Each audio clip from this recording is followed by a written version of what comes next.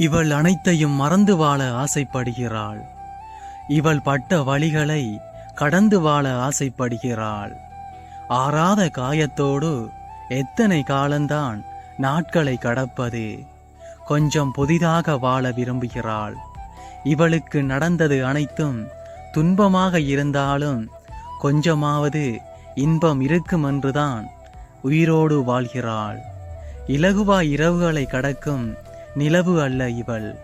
வீசும் காற்றுக்கு அங்கும் இங்கும் அலையும் மேகம் போல்தான் இவள். விரும்பிய வாழ்க்கை விடைபெற்று இருந்தாலும் விதியின் வாழ்க்கையில் வலியும் கண்ணீரோடு வாழ்கிறாள்.